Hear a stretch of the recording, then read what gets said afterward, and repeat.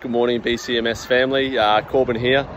Today we're going to look over one of our brand new Cox cylinder mowers. We've done a pre-delivery service on this, so I thought I'd just run through all the features of the Cox mower and show you what we do to get these ready for our lovely customers. So here we have it. This is a 20-inch Cox cylinder mower.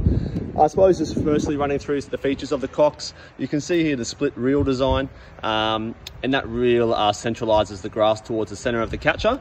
Okay, that's the difference there for the Cox. The next thing you're going to notice is this clutch here. This is what we call the centrifugal clutch, which means it engages automatically. So as you increase the revs up here in the throttle, okay, it's going to engage automatically, which means that there's no actual manual adjustment down here.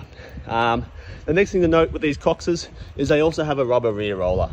Okay, so the rubber rear roller is good if you're moving across pebblecrete, concrete all the time, just to protect the tiles. You do have to be careful with that as well. If you're turning on the grass, it can rip and tear the grass a little bit, but just making sure you're doing nice sort of 3-4 point turns around that. Apart from that, we've got the Briggs & Stratton engine on it here.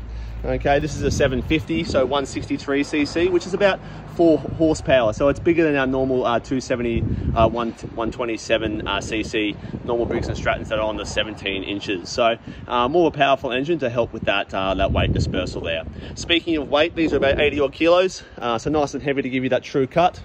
And as you can see, part of our pre-delivery service here for the Cox, we've got a lovely new grind on it. So you can see that grind in there.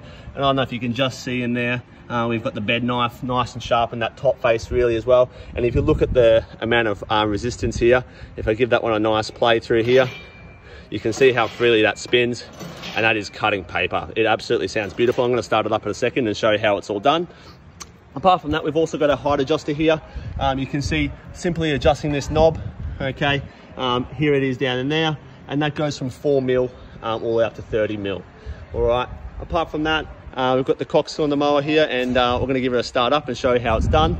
A few little tips and tricks as well. You've got the oil plug here and at the back. So I like to drain the oil from the back and fill from the front, and you just want the oil level sitting just at that ring there as well. Alrighty, so let's start it up. Okay, see how we go.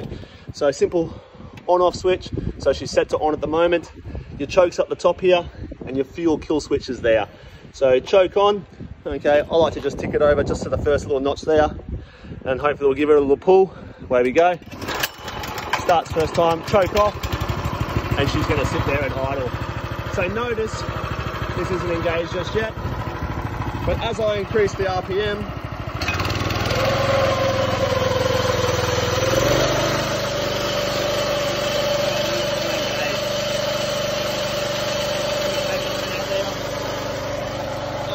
down, and notice that reel comes to a nice stop, just like so.